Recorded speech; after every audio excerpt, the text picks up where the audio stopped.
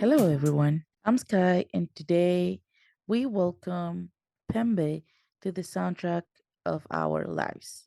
Pembe is a tour manager, event producer, youth worker, and creator of the Petok Productions. She will talk to us about her story, her experiences, and struggles. Welcome, Pembe. It's an absolute pleasure to have you here with me today. Thank you. Thank you for having me. I'm excited to talk. Yeah, I feel like we've been sending emails back and forth and talking about this interview for so long. Yeah, it's been a while. I think time differences definitely is something that has affected that in many ways. Yeah, I know. I feel like maybe we talked before like a month or two ago, the first time we talked to see. Yeah, it was quite a while ago. It's probably a couple of months ago. Yeah. Okay, so to start off, do you want to share with our listeners a little bit about your story? How do you ended up here? How do you choose the music path? And yeah. Sure. Yeah. I mean, just stop me whenever you want, but I can talk forever. My name is Pembe Tokluhan. My pronouns are she, her. I was born and raised in Hackney in London, in the UK, and I am a multidisciplinary backstage creative specializing in audio, stage, tour, production management, and everything that doesn't entail me kind of being on the stage and being in the limelight of stuff. I wear two hats. That's kind of one of my hats, which is more in the production field. So I, within my own rights, I'm a backstage creative, and I run a production company called Petok Productions, which is for women, trans, and non-binary people working behind the scenes, behind the screens, and behind the lens. And we have a subside of that called Petok Academy, which offers training, shadowing, and mentoring opportunities to equip people to come and feel confident working in the backstage industries. My other hat that I wear is I'm a youth worker, and I train the Metropolitan Police and Thames Valley Police on gangs and exploitation, and really enjoy working in the community and supporting young people from disadvantaged backgrounds. Okay, that's a lot of things. I just A lot of things, not enough hours in the day. oh yeah, definitely. I would say, I mean, I know I'm older, but you are what I wish I was when I was older. Does that make sense? Am I making any Yeah. sense? Yeah, it's like the dream, but then you're younger than me, and then I'm like, ah, damn. Yeah, do you know what though? Age is nothing but a number. I know people that are younger than me that are really doing some incredible things at the moment. And I think one thing I've realized is the more I stop kind of looking at what other people are doing, which is a very normal human thing for us to Yeah. do, especially in this day and age, I realized that actually people are very inspiring in their own ways. And I think everyone's inspiring to just even be able to wake up and carry on with this thing called life every day. Yeah, definitely. But I think it's good to have people to look up to and to want to be a little bit like them and be able to have that background. Definitely. I think inspiration is important, isn't it? It's like Yeah. if you don't have inspiration, it's hard to believe you can kind of do those things. Yeah, definitely. Okay, so reflecting on your childhood and teenage years, what is the most prominent feeling or memory that stands out to you? I guess feeling and memory, they're kind of almost, I was trying to answer this question in my mind before our chat.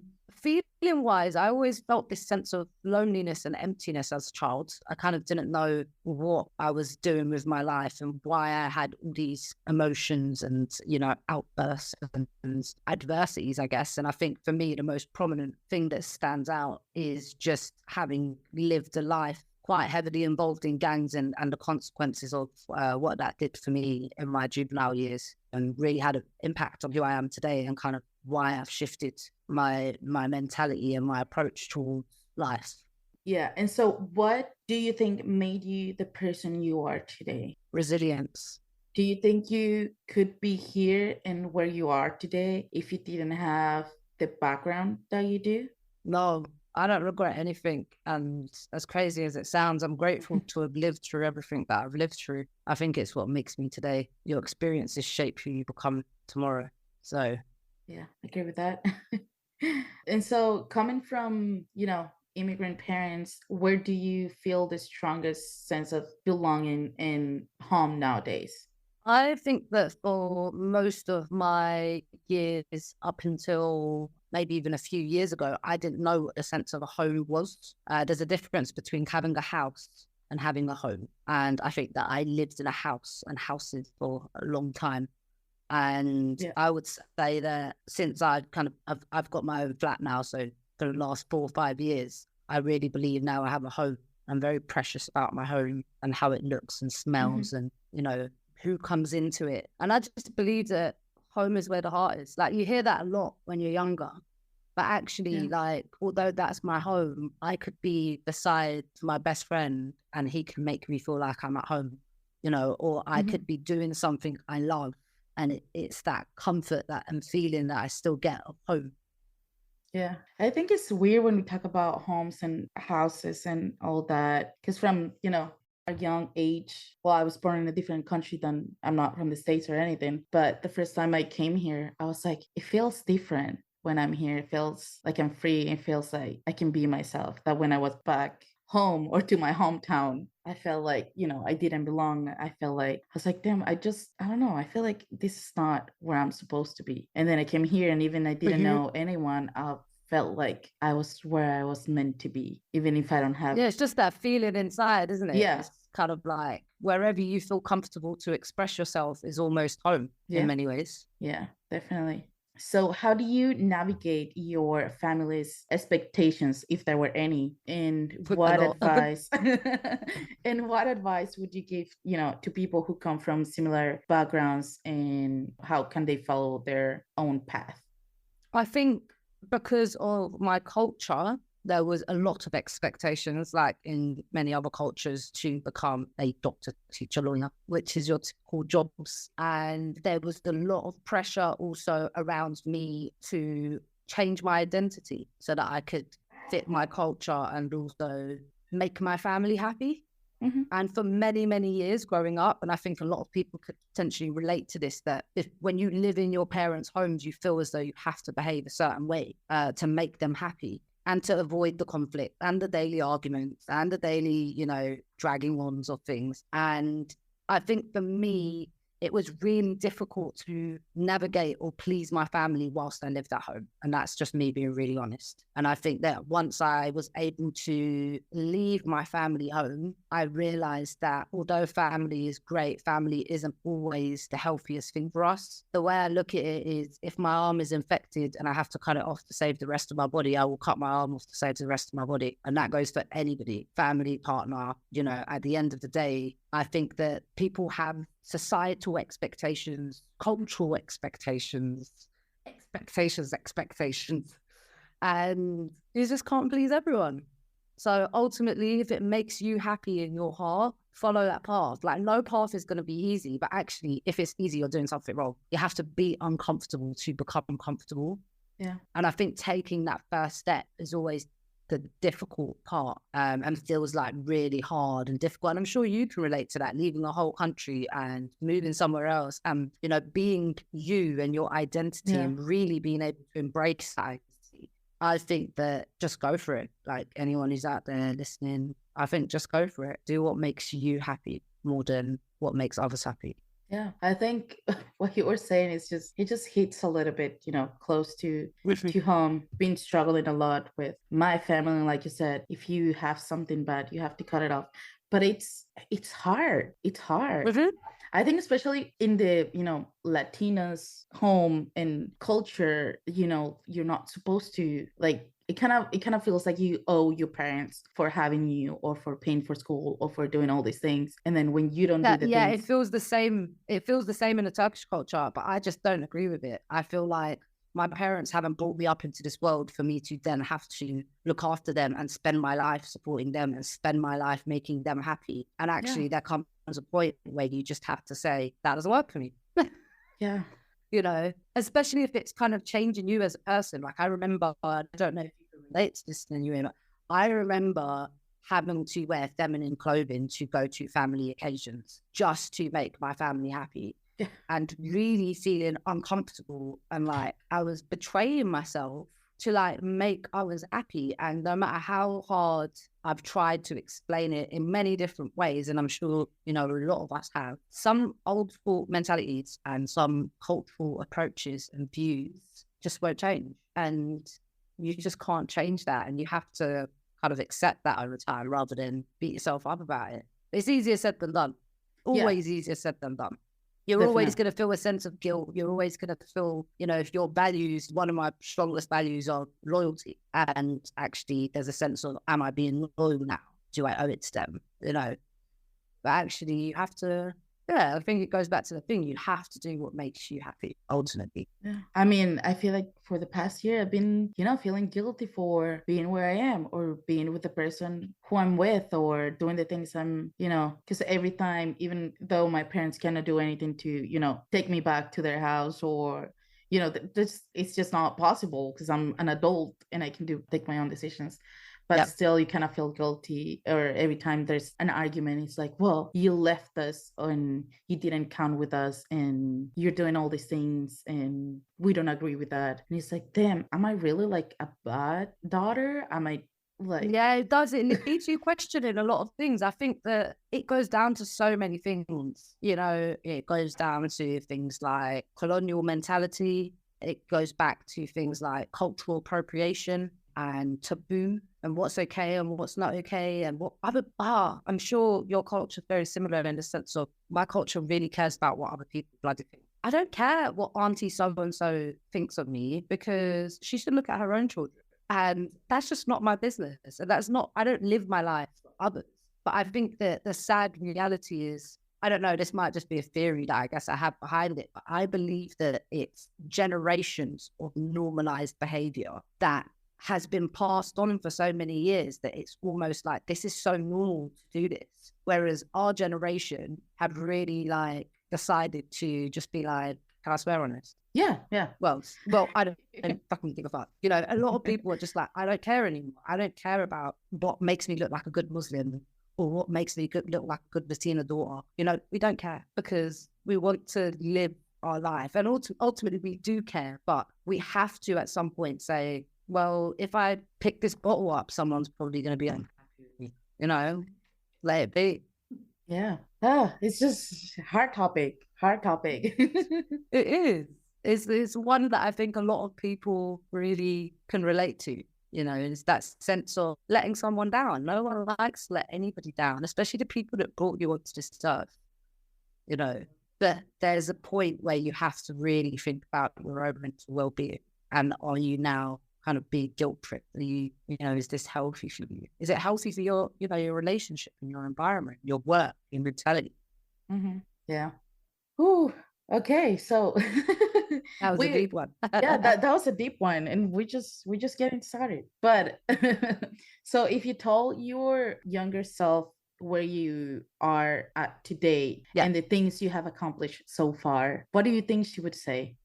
Honestly, I don't think she'd believe it. Um, I don't think she'd believe it.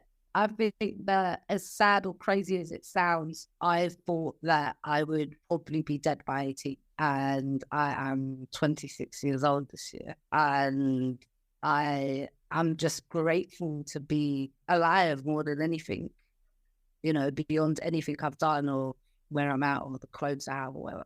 Just grateful to be alive. I have so many people around me that aren't here anymore, for many different reasons. And I think that I do this exercise weirdly. I've done this exercise before. It's like a mental exercise where you write a letter to your 7-year-old self and you talk to them and tell them where you're at. And it really does this shift to kind of kill your inner child in a very transformative way that you didn't even realize you needed. So that's something I do quite regularly. And I think that that's the moments that I have where I'm like, you have tattoos now, like you've always wanted. You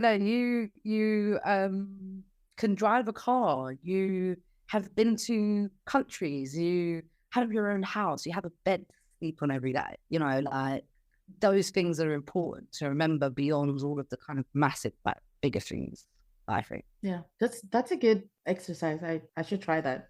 It's really good. I would recommend it. And if you try it, let me know. Like it really, I think the first day it feels weird, but a couple of days after, and you're like, why am I feeling so good inside? Let's shift So it. how often do you do it? I've done it maybe about 3 or 4 times. Okay. I've done it when I first found it for a mentor maybe about 10 years ago. And that was a good start. But I was really angry at that point. I was like 16 and I was like, everything's shit, you know. And then I did it again. I think the most recent one that I did was probably about 2019 when I found Buddhism. And I had got to a very different point in my life. So I would suggest that if people are going to do it, they kind of do it every 3 to 5 years or so. And when there's been like a milestone or something that's happened, like I just gone freelance, I was like, oh my God, I need to let my younger self know that it's going to be okay, that we might be broke for the next few months, but we're working for ourselves now, you know? And yeah, it really shifts your whole mentality about yourself and who you are. Yeah, have to try that. Can I try it? Yeah, right. Okay, so in the days when you're feeling down, what do you do to get your energy back? Well, first of all, I just want to be really honest and say that some days it just doesn't come back up. And actually, it's okay to just accept that maybe it's a bit of a crap day.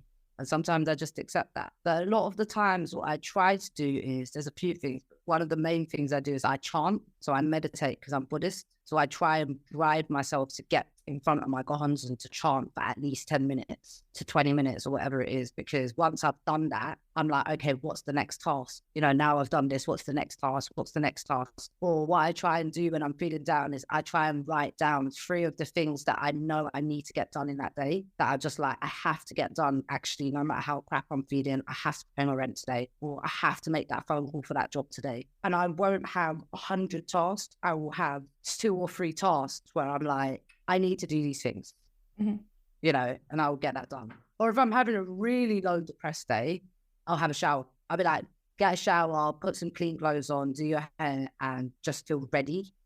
And even if that means just walking to the shop, smelling good and clean, that makes a big difference, you know. Sometimes taking a shower can even be the hardest. Sometimes putting on clothes can be the hardest. And I think the one piece of advice that I got, well, it was a video that I watched of the superintendent. It was a viral video that you might have seen. And he basically says, if there's one task that you can complete in your day, make your bed in the morning. If you make your bed in the morning, no matter how crap your day goes, all your tasks fail, you have achieved the first task of your day, and you will come back knowing that you can see that first task that you've achieved of your day. So I religiously make my bed every morning. And if I make my bed, it's not so sexy for me to get in it anymore. Not calling my name.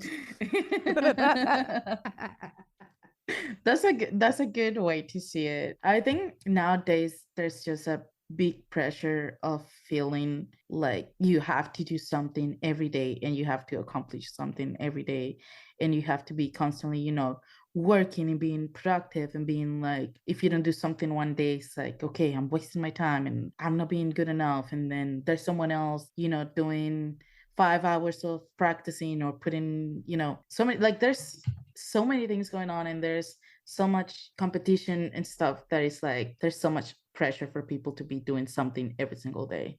Yeah, definitely. Societal pressure is just disgusting. Like taking social media detoxes is so important. It's a horrible place. You know, I am not a social media fan. If I didn't have to do it for work, I would not be on it. And I think that it's unrealistic. I think that the life that we see, and I feel really sorry for the younger generation, but there is this unreal, like the reality is so far detached from a lot of people's lives that people are mistaking busy for productive.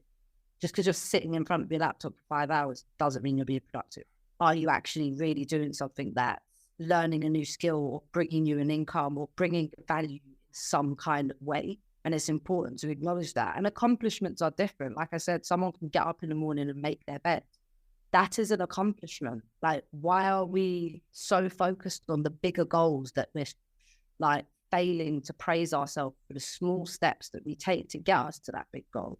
It's not about finishing a race, because once the race is finished, that's it. The race is done. Like, slow and steady wins the race. And I believe that. You know, it's okay to have crap days, but I think the biggest obstacle to a lot of people's succession is routine. And that goes for me as well. You know, like routine is so important. There's some big work that I'm doing, challenging my brain at the moment around creating routines and the importance of a routine. You know, waking up at a certain time, having a kind of morning routine, which sounds so far-fetched for a lot of people, but actually that morning routine can literally be wake up, make my bed, brush my teeth, wash my face, eat something. that is a routine. Mm-hmm. And if that's a routine that makes you happy, that sets the rest of your day. It kind of sets precedent for your day. Do you know what I mean? And yeah, just lean into people that are around you and learn to also not always look for distractions when you're feeling down. So easy said than done. Like sometimes just sit there and take 10 minutes to just think, like actually process the thinking. You don't have to always call a friend. You don't have to always talk to your partner. You don't have to always go out and get on a piss or whatever it is. You know, actually, the more you deal with your shit, the more easier your shit becomes. You know, it doesn't go, it doesn't disappear. Yeah. This is life. But it gets a little bit easier. I'd hope so. Yeah. Yeah. So from when you first got involved with music, how did it evolve to studying music production and business and taking it actually to like a career level? I think that music has always been something that's been part of my life very closely, from like listening to music to playing instruments. Like I started playing saxophone at 8 years old. I started playing the steel pans, the steel drums at like 8, 9 as well. I was really interested by percussion instruments and making sound. Sound was really interesting for me.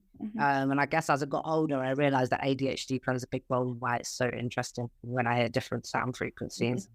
Gets me really excited. And some of it really annoys me, you know, depending on the sound. Like ASMR, it's just not for me. Just can't hear someone chew. Microphone, like, no, thank you. Just no. But it works for some people. Yeah. And I actually was never meant to be in the music industry. Like I wasn't meant to end up, like my career path when I was younger was I'd wanted to be in the sports field. So I was a semi-pro athlete and I played football quite a lot, like in school days. And I really thought that that was going to be my career. And then due to my kind of criminal convictions and other obstacles that were in my way, they actually declined me from the course. So I was like, well, what else can I do now? Maybe I'll be a chef, or maybe I'll be a plumber. Maybe I'll be everything that basically is maybe what guys do, because I just want to challenge those spaces.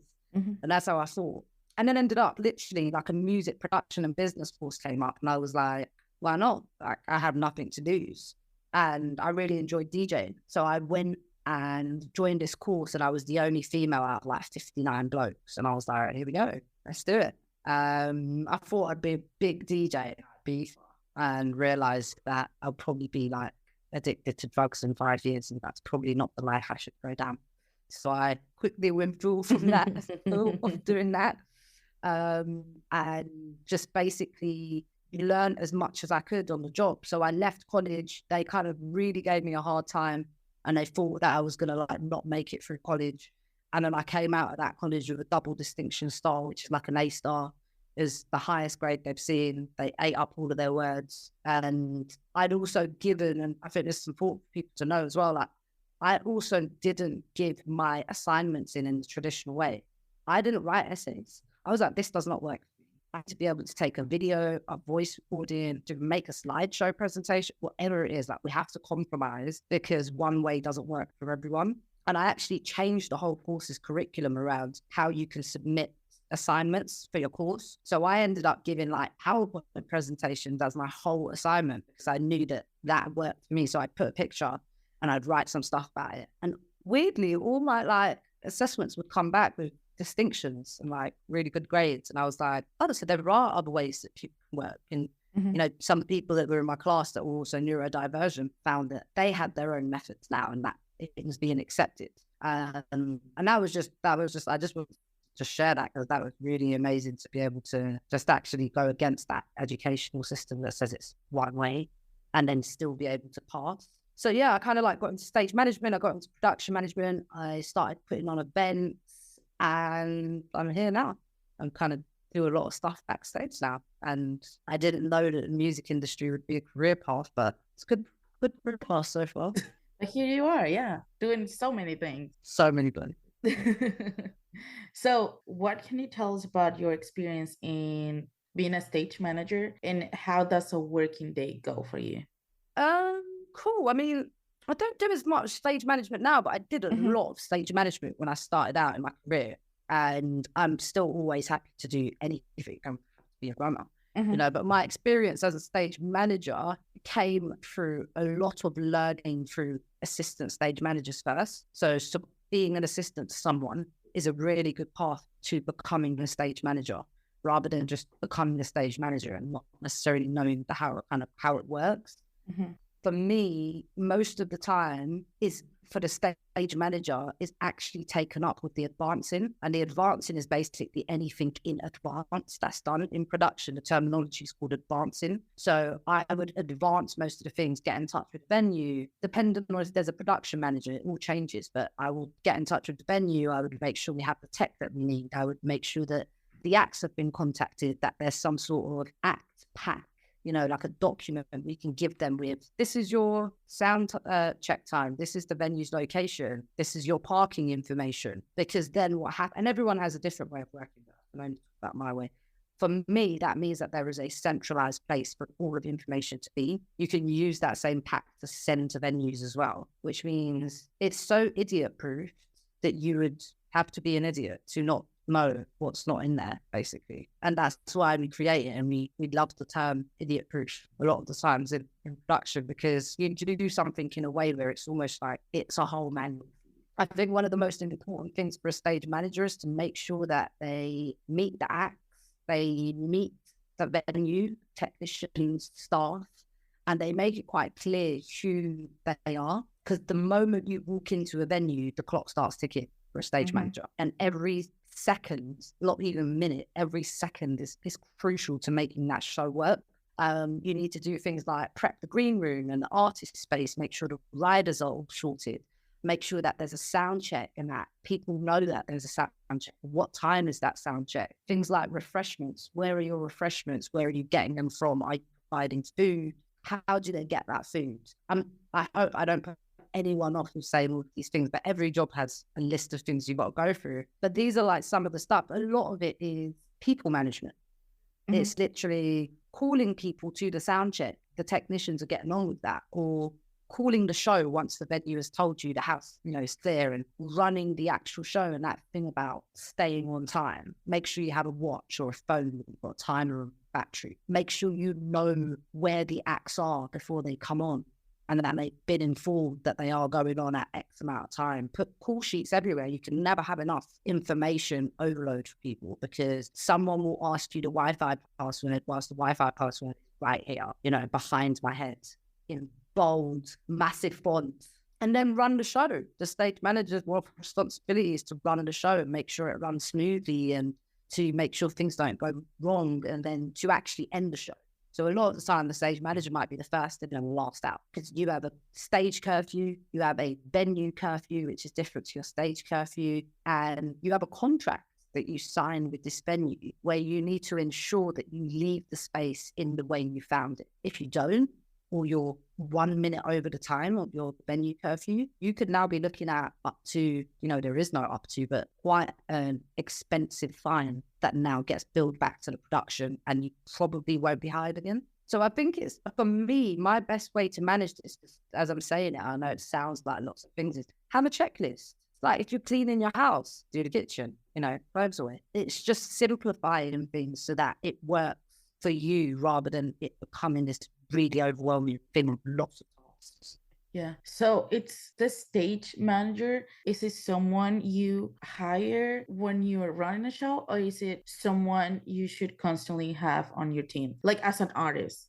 Oh, no, you don't. It's very unheard of for an artist to have a stage manager. Okay. Unless they're out touring. Okay. So if you're a regular artist and you tour or you go out quite a lot, you might have like 1 or 2 people you call for that you know, or you're like stage managers. They know your risers sit on stage right, and that your keys are in stage. They know that. So they literally come in and they do the job.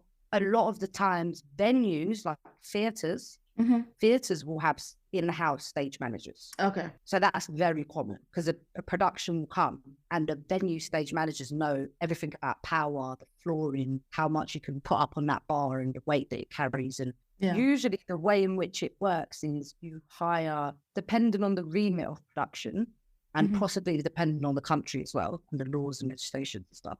But you hire a stage manager once you know what the job is and the gig is. And it might be that you hire a production manager, and the production manager usually hires your team. So you get one person in who's the overall production manager. They will say, okay, cool, we're going to need a sound designer, a light designer, we're going to need a set designer, a costume person, a stage manager. Then they'll create a job description or whatever, and they'll settle that with the company, and then they'll put it out for stage managers to come and apply for that role. Okay. I just think there's so many jobs in the music industry that we don't talk about often, or that even the same people in the music industry don't know about. Like, I'm not super related, as you were just telling me right now, about stage managers and about all those things that go behind scenes, just because I've never been in that area and never told about that. So I'm kind of a little bit, I have no idea, but it's very interesting. Sometimes I feel like, you think, oh, are you like the manager does everything, or the producer, or there's so many more roles that are. Oh, there's so much more to it. And I think the bigger your show gets, or the bigger your production gets, the more team members you have. You might also have team members that never ever come to the event because everything that they need to do is remote and they're not required. So most of my social media people and my promoters do not turn up at the event itself. Yeah. Because they're just, busy or just doing other things. And I think that there is a lot of misconception of the amount of people that you require to make a production work. Yeah. I think the easiest thing a lot of the times is you have a manager, or you have a production manager, and they can deal with everything. And that's why it kind of usually works in that way. Like, for example, Beyonce, I know for a fact, has so many people in her team. I can only imagine how many stage managers she has to make all of those things happen on stage and off stage. I could say that she's easily got a good few people in her lighting department. It's not just one, but then you also have some people who are major artists that also really want a very small team, but you have to have one of each. You have to have a lighting person, whether that's the designer and the operator. You have to have a sound person, designer or operator. You have to have some form of a stage manager. That could be a production manager also acting as the stage manager of the show and being happy to do that. That's kind of your core team. It's your sound, light, stage, production. Yeah. Very interesting. A lot of things to learn about. Yeah. Okay, so I don't remember if I mentioned this when we first talked, but we have a small section on our podcast, which is like questions no one wants the answer to. They're not related to music. They're just random questions we ask and talk about, kind of. Let's do it. The first question, this one's very important to me. Do you sleep with your closet doors open or closed? I live alone, and all of my closet doors, whatever, my wardrobe, it's all closed. Okay. But my bedroom door stays slightly open with my passage light on. I can't sleep. I watch way too many horror movies for them to come and take me away, okay? I can't do that. I have to have some sort of light. There'll be the odd nights where I'll be like, what if something starts peeking at me through the door? But I'm like, oh, just sleep. It's in your mind. It's in your mind. Okay, I can't. I have to close. What about you? No, I have to close every single door. There cannot be any door open. I cannot sleep with any door. Because I think when I was younger, I had a lot of nightmares where I would see things coming out of my closet and things like that. When I was like sleep with them open. And so now okay, yes, that makes sense. So now I just close everything and then I'm peacefully sleeping. Then you're safe. Yeah. And then I don't understand how people can sleep with their doors open. Like, I don't even have to lock the door. It's just the fact that it's closed. Yeah, I don't know. Like, I think because I live completely alone, I feel more paranoid when my door's closed. I feel like I can hear people outside my room and stuff, and I'm the only one who lives there. So then I start becoming more paranoid. And then, I don't know, my neighbor could be walking in and there might be like a shadow that moves, and then it moves under my door. You see where we're going with this. The paranoia is real. Yeah, that's what I'm saying. If I'm alone, I want everything closed, so I'm sure no one is getting in my bedroom. Yeah, but I can hear the front door quicker if my door is open. I don't know. I'm stressing you now. This is too much. This is too much. I No. think that even like with the light being completely off, because it's never completely dark, I start making shapes up in my head and I'm like, look at that face looking at me.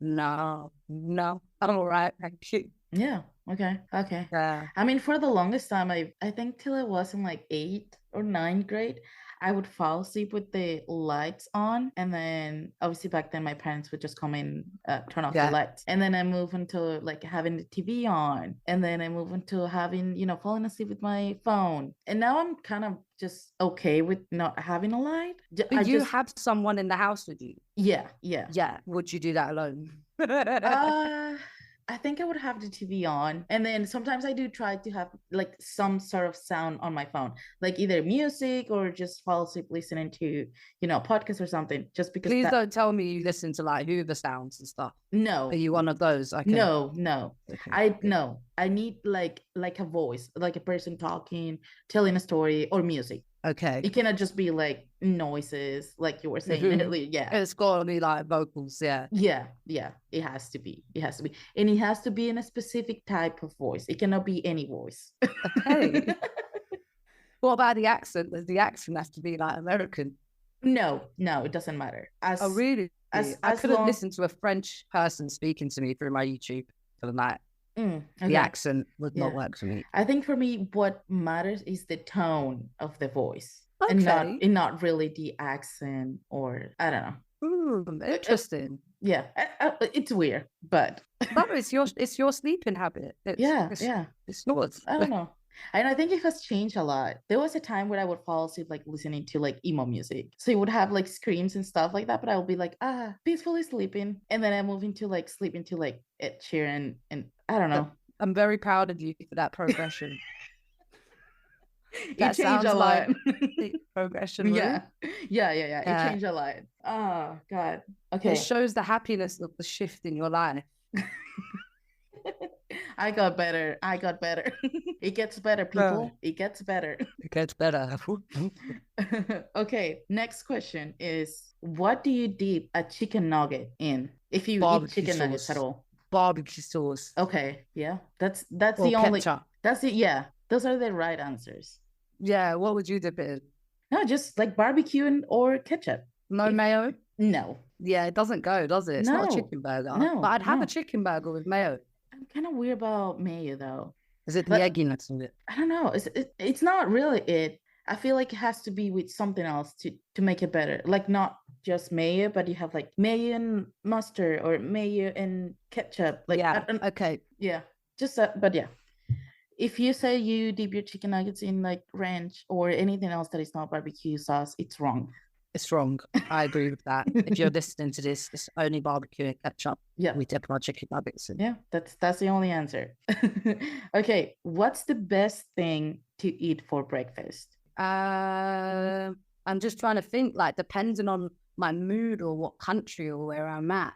Okay. Like, I either have like a really fresh, refreshing breakfast, like, I don't know, cucumbers, tomatoes, olives, halloumi, like a very Mediterranean breakfast, because I'm Mediterranean.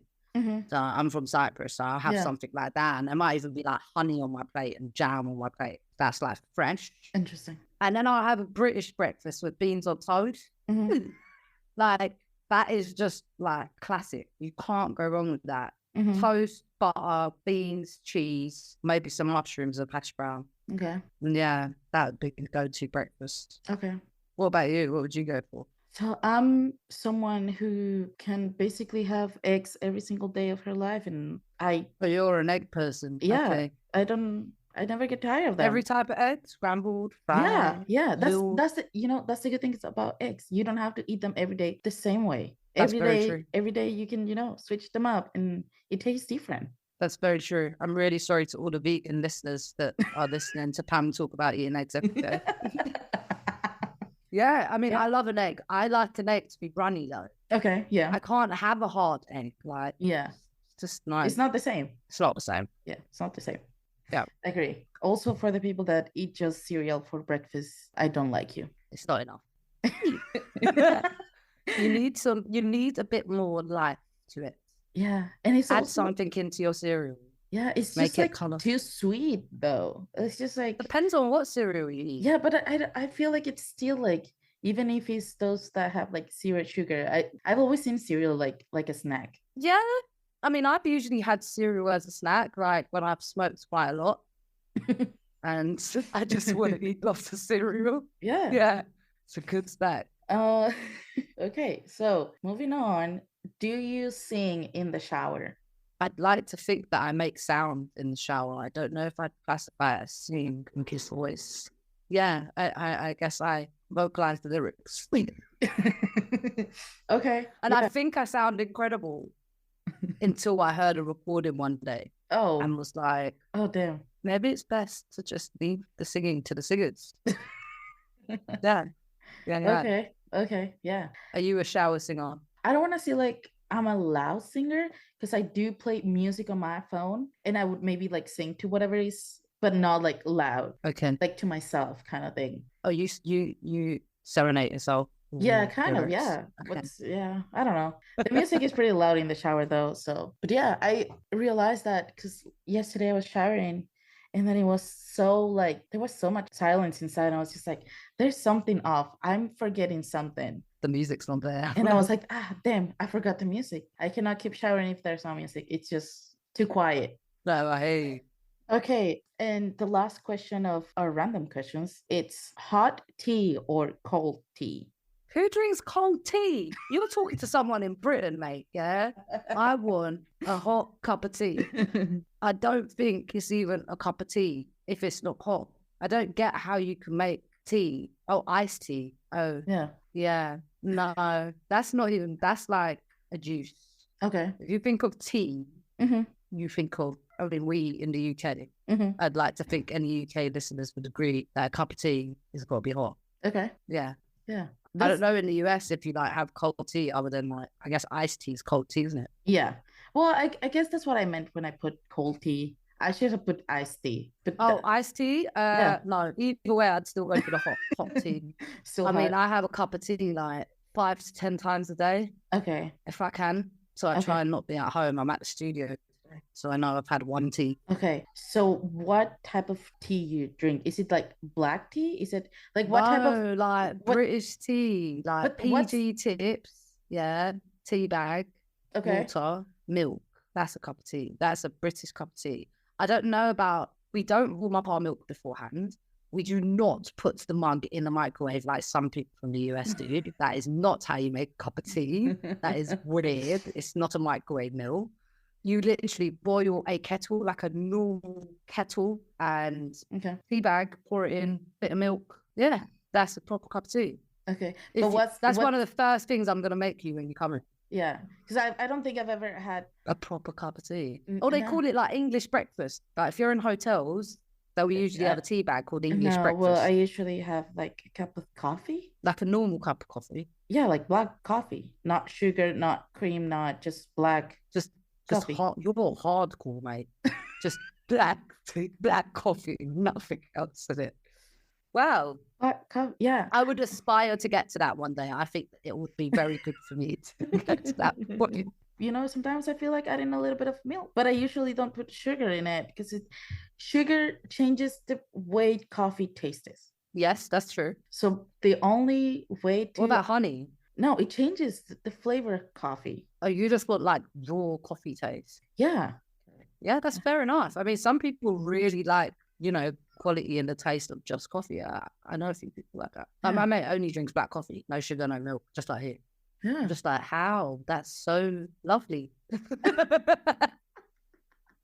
I was going to say double cast, but it'd be nice. Yeah. Okay. I'm still thinking about the tea because I'm like, when I do have like hot tea, I mostly have like green tea, Okay. but it just Yeah, I like, mean, we have like herbal teas. Like, I have herbal teas sometimes. I love a jasmine tea. okay, but what is English? Like, what is your tea made of? Like, what's in the tea bag? Like, what's in it? That's a serious question. I cannot go without knowing. I think it's chai. I don't know, actually. Like, Okay, so I would think someone out there, since you guys love tea so much, you would know what you're drinking. no, we don't. We just kind of just eat it and drink it. Black tea is the dried and fermented leaves of the tea plant Camellia sinensis. Okay, Learn something interesting. new every day. I drink so many teas and I've just found that. So Interesting. Yeah. yeah. So I guess yeah. Then I don't think I've had that because I usually just have like like I said, like green tea or like green peach tea or something herbal, whatever. Yeah. So interesting. Would have to try it. I don't know if I would like it. Sounds. Yeah. We'll have to try it out and see. Yeah, yeah. Maybe without sugar. Maybe. Yeah. And then you can try a delicious cup of black coffee with coffee. nothing in it. That sounds so delicious. Recently made though. Like I usually have the coffee beans and then I grind them and then Oh, you're one of those people. You take like a coffee moment. You like grind it, put the little thing in there, pour it in, wait for it to bloody drip, drip, drip it's down.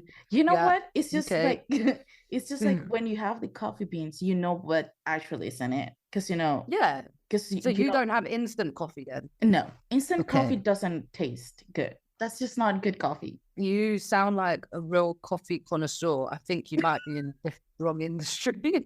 The thing is, I'm Colombian and Colombians love their coffee. Oh yeah, that's very true actually. I mean, I'm Turkish Cypriot. Like we love coffee as well. We have like small Turkish coffee, which is really, really strong. Yeah, the espresso ones. Yeah, like kind of like espresso ones. Yeah. Okay. But I just think that people in the UK are so used to either instant coffee or they just go and get coffee from a coffee shop. They don't even know what beans are in it. Like, yeah.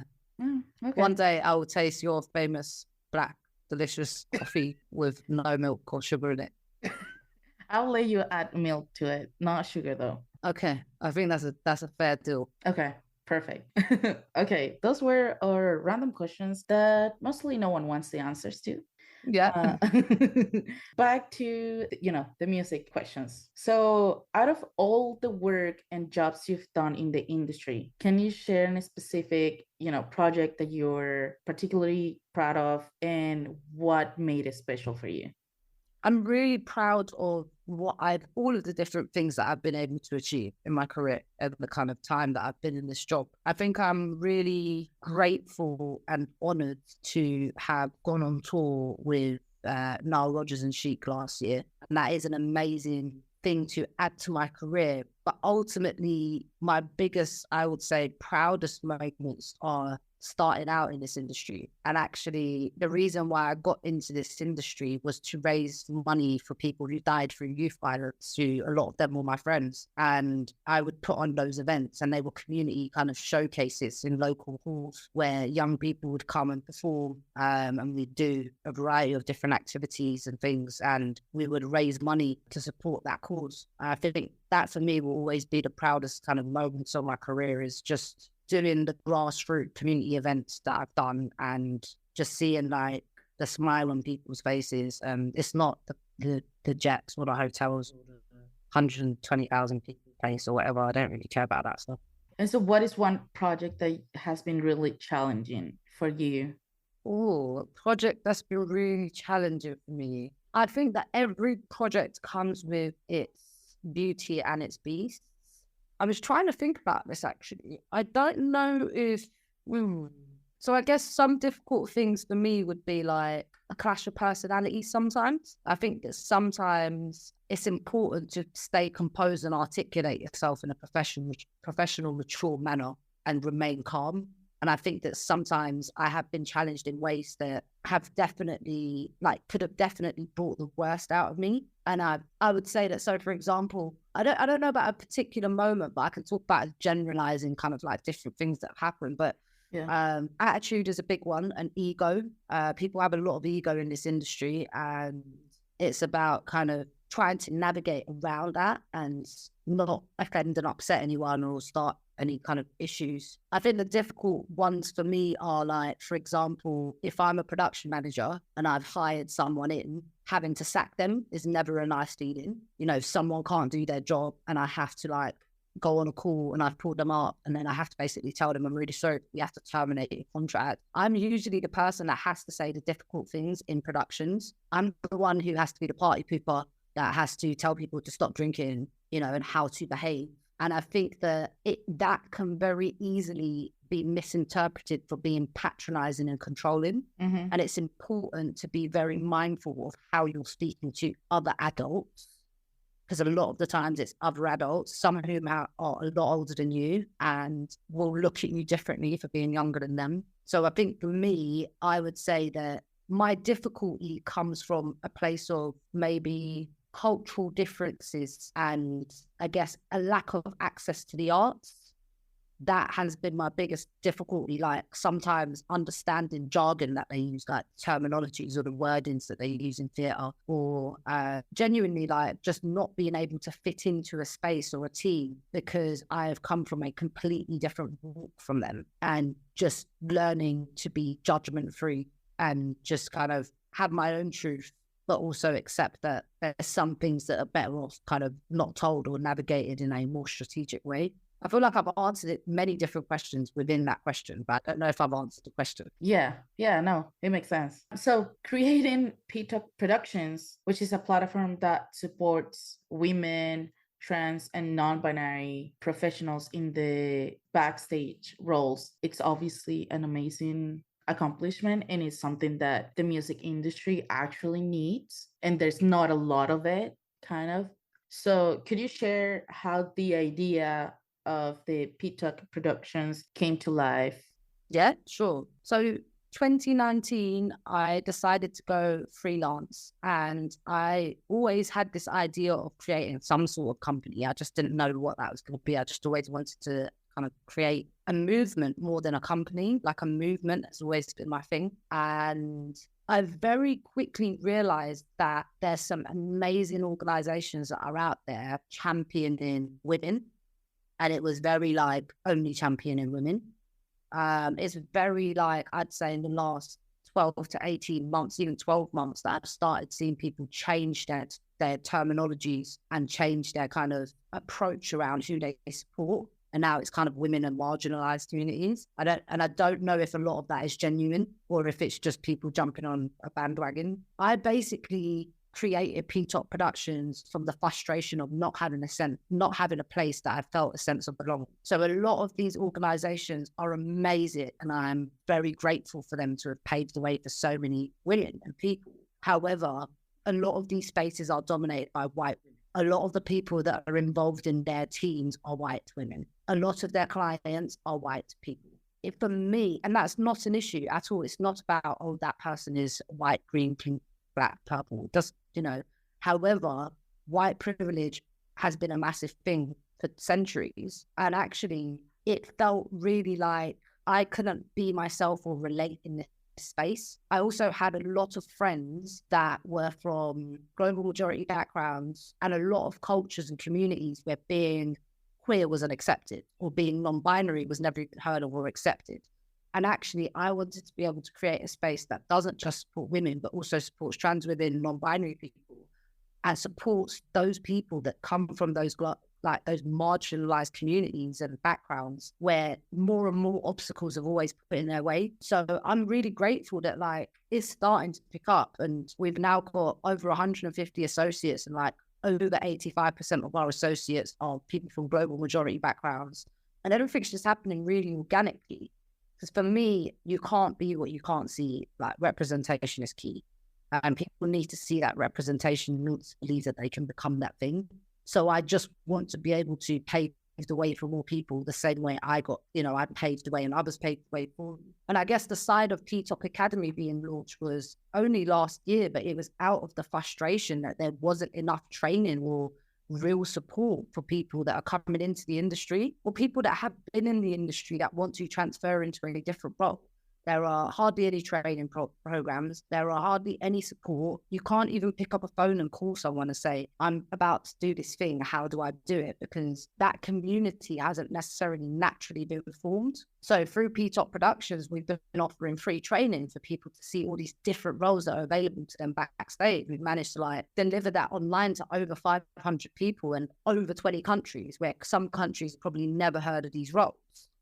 We've been able to shadow numerous people and give them shadowing opportunities so that they can go and get real hands-on experience, not be free interns, but get real experiences that lead to networks and further work and connections and confidence. You know, the mentoring where they actually have a mentor that they can just speak to. You know, I was mentoring someone this morning at 9 o'clock, and it's just nice to be able to have someone to talk to, whether it's about music in the creative sector or just about the fact that you feel stressed because you haven't paid your rent this week. These are real valid things that we've dismissed in this industry over time, where we've created this unhealthy, toxic environment of just constantly working and never saying like when something's wrong, or being afraid to say you don't know how to do something. It's the same gatekeepers at the top still. And I just hope that through Petok Productions, we can create that change where, although, yes, you are hiring women, trans, and non-binary people, you're hiring a sound engineer, that's great. You're hiring a stage manager, that is great. Or a videographer, that is great. You're hiring great people that you didn't even know about, and all they needed was a space to feel like they were safe. That's why I created Petok Productions. That's amazing. Yeah. I feel like maybe it's not gonna happen anytime soon, but I feel like the music industry should get to a point where it's like you were saying, I'm just hiring a music producer or I'm just hiring an engineer, and it's just like, oh, it's a woman who's blah blah blah, or it's a trans person that, like it shouldn't matter what you identify as or what you are. I don't know. Yeah, no, I agree. It shouldn't. However, sadly, it does. It does affect you. And sadly, there does need to be kind of a bit of a call out for people to say that's not okay anymore. Yeah. Like, okay, cool. You want someone who can do his job, but you're always calling people that are on your books. Like, when are you ever calling someone that's new? How are you sharing the work and spreading it beyond your privileged kind of network that you've created? Diversity looks different for so many people. Diversity for me isn't just bringing in a whole load of women that look like a white man that are in his face. Straight up. I'm sick and tired of always sugarcoating things. And I think the last 18 months, I've been really raw about what I say.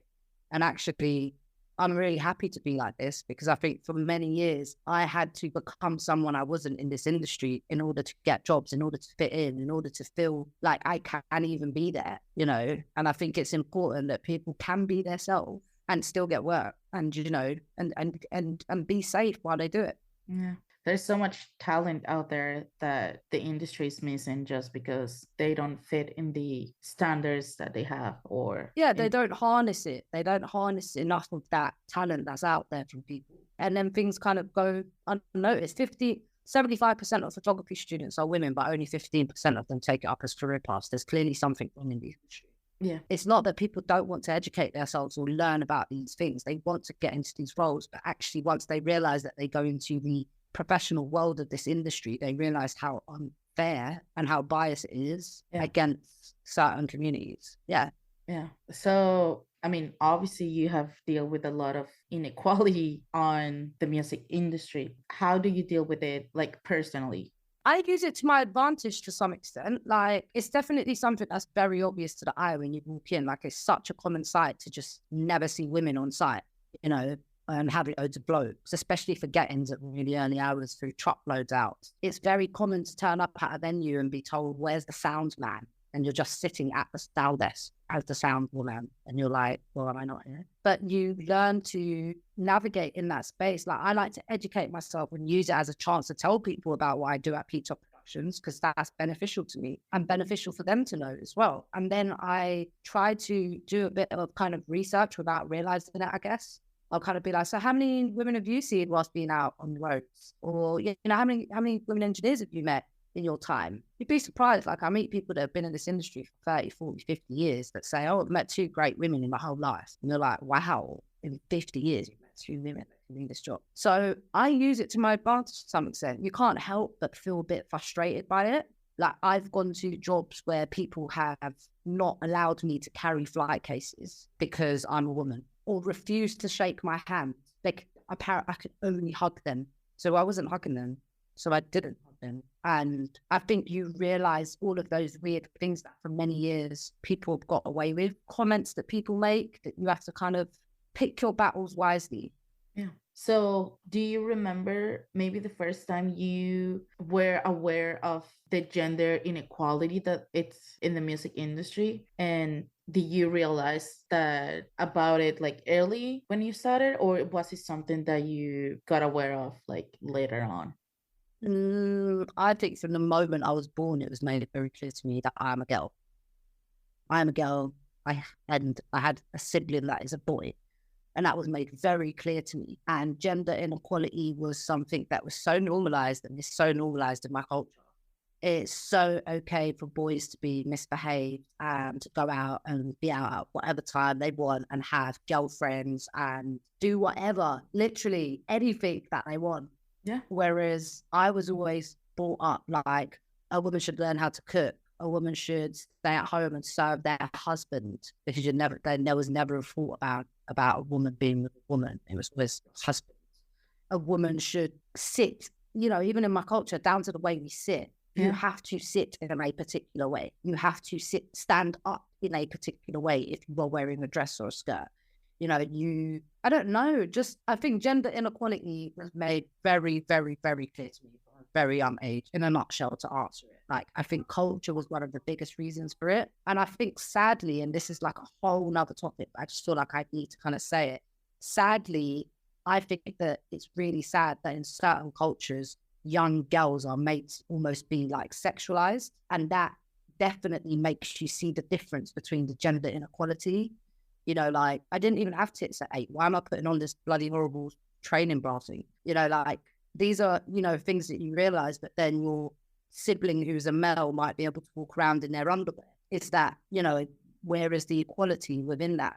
And being a tomboy, I was made very clear that I had a lot of gender inequalities. Like, that's boys' clothes. Yeah. This is girls' clothes. Yeah. I think it's just crazy to think about it, because I think maybe when I was younger, I felt comfortable maybe wearing shorts, not too short, but short. And then I would go outside and then there were like girls, men saying things. And I was like, ugh, maybe I would just wear jeans from now on, because I don't want to, be that. And then sometimes I would look at things in the boys section and I would be like, oh, that looks really cool. Like, I wish I could wear that, but I would be too scared, to tell my mom, like, oh, we should check that boys section, just because they really have this really cool thing. And it's only like maybe in the past year, 2 years, that I've been getting more comfortable in shopping in either section. Like, I go and look in either section. If I like something, I just buy it because I like it. And I'm not thinking like, oh, this is supposed to be for boys, but I'm wearing it, like, it shouldn't matter. It's so stupid. Yeah, I So agree. I think stupid. it's so silly. And I personally think it's a bit of a breath of fresh air now that people are a bit more like gender neutral things, kind of allowing their kids to just be kids, because that's the most important thing, is just allow children to be children. The moment you take that innocence away from them, you kind of start to make them realize the reality of this world very quick. And the kids should be left to be innocent and play. If my daughter wants to play with a truck or be Batman today, she could be that, and that's okay. Yeah, I agree. I I remember wanting to have those cars that had like remotes, that you could just drive around. What were they, like the Hot Wheels things? Yeah, kind of like, I was like, Yeah. oh, damn. I remember thinking, I wish they made those for girls, because somehow in my mind it was wrong to want one of those toys. So obviously I liked Barbies as well and I collected them, but I also wanted the car because it was just cool to be able to drive it Drive the around. car. Yeah. Yeah. And I was like, well, I wish they made those for girls, or I wish, the car for the Barbie had that remote thing, or it was as cool as that. And then I remember when my brother would get toys like that, I'd be like, oh, let's play, because technically I'm, playing with my brother, so there's nothing wrong with it. Yeah. But now I feel like it's so stupid to think about those things. Like, you should be able to play with whatever you want. That shouldn't Exactly define who you are or what you are. Yeah, I agree. Yeah, so crazy times. So you have worked in so many like different areas in the music industry, and you obviously have a view of it from these different, perspectives. What would you say it's the biggest problem, and how would you change it? I would say there's maybe two things or two things. Okay. But conscious and unconscious biasness, privilege and ego. Yeah.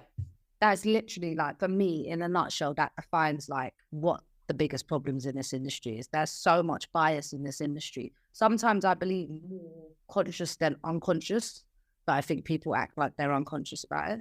I think ego is the biggest obstacle for why new talent is not coming into the space, and I think privilege has created a certain precedence that you need to have in order to even be welcomed into this industry. And people don't acknowledge their privileges and don't understand the difference between equality and equity. Yeah, I definitely agree with the ego part. Well, I agree with both, but with the ego part, I think I've been more aware of it. And, when I was studying music, one of my best friends, he was a really, really good singer. So when we had to sing things, I would practice with him. He would help me out. And then, I was the one who had to study a little bit more and practice a little bit more to be able to get the parts. But I remember one day we were practicing and he was off key. He was singing something that was not right. Not right. And then we kept telling him, hey, that's not your part. That's not your part. You're singing something wrong. Because there were two of us singing the same stuff. And then there was him. And we were like, there's something wrong. You're not singing something right. He was like, no, I know what I'm doing. And I know what I'm singing. And I know I'm right. Blah, blah, blah. And then at some point, he just walked away from the piano where we were practicing. He just walked away. And we were like, oh. And then we literally look at the part in the music and we're like, yeah, he's not singing. It's not the whole thing, but this is specific part. He's not singing what he's supposed to. And then he walked away on us and he disappeared for like an hour or something. He just got so upset that we were telling him that he was wrong when, like 90% of the time he was right. And he couldn't Yeah, accept that he was on wrong that 1 little percent. on Yeah, the yeah. one little. And I was like, damn, that's so crazy. And I have to hear all the time that I'm singing the wrong thing or that I should correct myself. I was like, okay, well, sorry about that. And I'll try to fix it. And I'm like, damn, like the ego and the musicians and everything, it's so, big. And Yeah. It's one of the biggest barriers that I think people have to forming healthy, good relationships. yeah, Your ego can be your best and your worst friend. yeah, yeah. No. Okay, so how do you see the future of the music industry evolving, and particularly like in terms of, backstage roles and technology? Um, I mean, I would like to think that there's more diversity than there ever has been.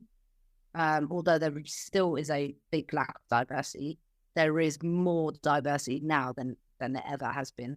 And I think that it would be great to see more people to be pushed, to be equipped and supported to come in at entry level, to feel confident that they can get into this industry and actually succeed in this industry. And there is a lot of work now looking at kind of behind the scenes, whereas the last, I'd say 5 years, there's been a massive focus on diversity on stage. Globally, there's been a massive focus for what you see on TV, what you have as headliners at festivals, and the diversity amongst that. And I think that I'd hope the next step would be, okay, cool, now you have this diverse array of artists that are performing or touring or whatever. Do you have crew that complement those artists when they're out on the roads? I think that has now started becoming a bigger question, especially with artists of color. Global majority artists have kind of said, I want to be able to go on tour with somebody who knows the hair products that I need, which might seem so silly to somebody, but it's actually really important to someone feeling comfortable whilst they're out and, being able to look how they want to look and maintain their skin, their hair, whatever it might be. So I would hope that there's just more and more support. I think that it's never going to happen overnight. And I think that I wouldn't be surprised if we're still having very similar conversations in 5 years, but that some things have changed. And yeah, a revolution doesn't happen overnight. Yeah, I agree. So, and how do you see yourself evolving in the music industry, and what are some goals and dreams you have, for the future, maybe near future? From a professional point, I would love to have a few Petok headquarters in different continents that can support those associates that are from those continents to continue to grow the Petok Academy. I think that's a really important part of what we're doing at Petok at the moment, and to ensure that we grow it in a healthy, sustainable way with no pressure amongst what other people think we should be doing or when we should get it done. I think that's really important for anyone who's trying to start something or runs a business or project or whatever. Like, just allow yourself to actually just accept that in time, these are the things you want to be able to create. And sometimes it just doesn't work. I think one of the biggest goals for Petok is to have a Petok Backstage Academy, which is an educational kind of center that then trains people up in those backstage roles. And I would like for that center to be in Northern Cyprus within the next 5 years. Okay. I really hope I can see where your company and your work keeps going and keeps growing. And I don't know, like I said before, I really admire everything you do, where you are right now. And Thank you.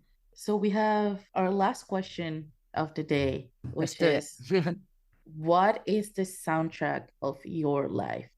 The soundtrack of my life. Do you know what? I thought about this one for a while. And then I had to Google lyrics.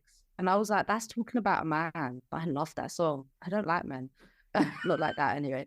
And then I was like, that's not the song for me, girl. You need to start listening to that. And like when I sing songs, I always change him to her. But anyways, they're going off track now. My soundtrack, I would say, is Jill Scott, Golden. Living my life like it's golden. Living my life like it's golden. Okay. I just remember that track from an artist that one of my business partners and I used to support when we started running music nights for young creatives in London. And we had one key artist that sang that. And I watched her grow for 2 years of her singing that when we went to different gigs and just how amazing she sounded from that backing track, full band and really killing it. And it really makes me happy. Like the song makes me happy, you know? Yeah. That's why I think it's a soundtrack of my life. Living my life like it's golden. Okay. Interesting. You think it's gonna change at some point? Oh, definitely. Definitely. I think I might go through that emo phase. One day I might be like, today the soundtrack is Summer Walker because I'm feeling heartbroken. And tomorrow the track is Daft Punk because I want a little boogie, you know? Like, I think my soundtrack always changes, but what I do know about my music choices dependent on my life state and my mood, which I'm sure it is for most people. Yeah. So as sad as it sounds when I'm sad, I listen to sad things to make me more bloody sad. And as happy as I am, I listen to happier things to make me happy. I mean, there are studies that prove that when you're sad, you listen to sad music because you can, relate to those feelings. And people are just like, no, you're supposed to listen to happy music so you can feel. No, I want to listen to sad music so I can want to be relate. sad with the sad music. I want to relate to what I'm feeling right now. Yeah, and not just be happy. Yeah, I want to feel the feelings and go through them. Yeah, like I've got to go through these emotions. Like there's no point in me like listening to, I don't know, everybody dance while I'm sitting there crying my eyes out. I'm like, everybody dance. I'm like far from dancing. Like, yeah, no, that does not make sense. Yeah. Yeah. What's the soundtrack of your life before we go? Yeah, never asked me this before. I think it's complicated because I don't think I can pick just, one song. Yeah. Or I don't think I can pick like one thing. And I'm someone who every time I add things to my Spotify, I would listen to the beginning. Like, I add this amount of songs and then I kind of always start listening to them. And then I kind of forget about other songs. I don't know. I think I'm going to say something that has always made part of the soundtrack of my life and how I can relate to things would be, and I literally said this on every single episode, and I think people are getting sick of me saying this, but I love the Jonas Brothers and they've been with me since I was the Jonas Brothers. Yeah. So they've been, yeah, I know, it's crazy.